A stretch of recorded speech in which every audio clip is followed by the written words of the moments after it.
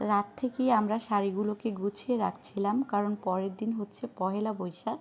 আর এই বৈশাখে আমরা একই রকম 6টা শাড়ি কিনেছিলাম, 6জন পরবো তাই। তো আমরা সাজুগুজু করে চলে এসেছি অলরেডি। আমরা সাজুগুজু করে এখন হচ্ছে পহেলা বৈশাখের মেলাতে, বরগুনার বড় মাঠটা আছে যে সার্কিট হাউস মাঠ, ওখানে চলে এসেছি। তো এই যে মেলার মধ্যে আমরা সবাই ঘোরাফেরা করছিলাম। বাচ্চাগুলো খুব সুন্দরভাবে পাঞ্জাবি পরে চলে এসেছে। সবাই পুরো একটা বাঙালি লুক নিয়ে আমরা চলে এসেছি মেলাতে। এই যে আমার ননদ আর ননদের বাচ্চাকে দেখা যাচ্ছে। আমার ননদ তার বাচ্চাকে প্রত্যেকটা সময় সামলাচ্ছিল। আর এখানে সোহেল ভাই আমাদেরকে অফার করে যে সে আমাদেরকে আইসক্রিম খাওয়াবে। তো আমরা সবাই মিলে আইসক্রিম খাচ্ছিলাম দাঁড়িয়ে দাঁড়িয়ে। এখানে আমরা অপেক্ষা করছিলাম আরও কয়েকজনার। আমাদের ভাবি ছিল, সে পার্লারে গিয়েছিল। তো যেহেতু সে পার্লারের ওনার, তো অনেক দিন পরে বরগুনাতে আসার কারণে তার পার্লারে অনেক ভিড় ছিল, অনেক কাস্টমার ছিল, এই কারণে সে আসতে পারেনি। এখানে আমরা সবাই মেলায় ঘোরাফেরা করছিলাম। দেখা যাচ্ছে যে অনেক লোক ছিল মেলাতে। অনেক বড় একটা মাঠ, সার্কিট হাউসের পাশেই যে বড় একটা মাঠ আছে ঈদগাহ মাঠের পাশে, সেখানেই হচ্ছিল মেলাটা। তো আমরা এখানে সকাল থেকে আসিনি, আমরা এসেছি দুপুর থেকে। তো এসে আমরা এখানে ঘোরাফেরা করছিলাম। তো অনেক মানুষজন ছিল এখানে। আর আমরা সবাই এখন চলে এসেছি হালিম খেতে। তো এই হালিম আর চটপটির দোকানে চলে এসেছি। তো এখানে পিচ্চি বাচ্চা সবগুলোকে সামলাচ্ছিলাম, এক একজনকে, কারণ আজকাল বাচ্চা খুব হারিয়ে যাচ্ছিল। তো আমাদের এটা একটা বড় ভয় ছিল।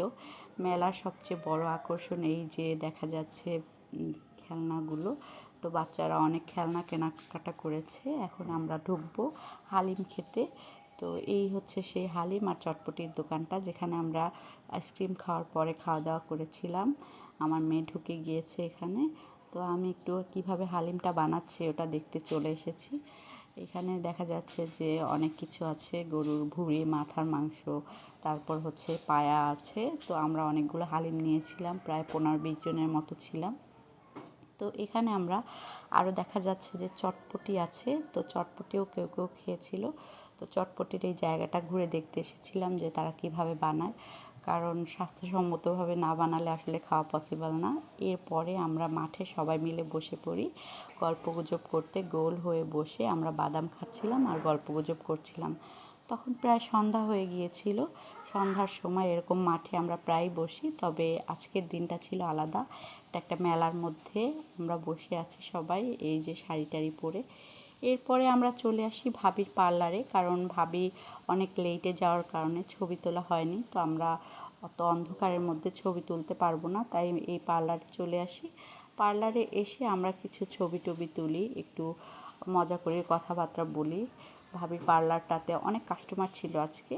তো এখানে ঘোরাঘুরি করি, অনেক ভালো ভালো ছবি আসছিল আমাদের। আমরা এখানে অপেক্ষা করছিলাম আরও কয়েকজনের, কারা কারা রিক্সায় যারা আসছিল তাদের জন্য। তো এখানে আমার ছেলে ঘুমিয়ে গিয়েছিল মিতুলাপুর কোলে। তো মিতুলাপুর ছেলেটাকে খুব সুন্দরভাবে কোলে নিয়ে শুয়ে আছে। আর এখানে আমার মেয়ে ঘোরাফেরা করছিল, সাফাকে দেখা যাচ্ছে।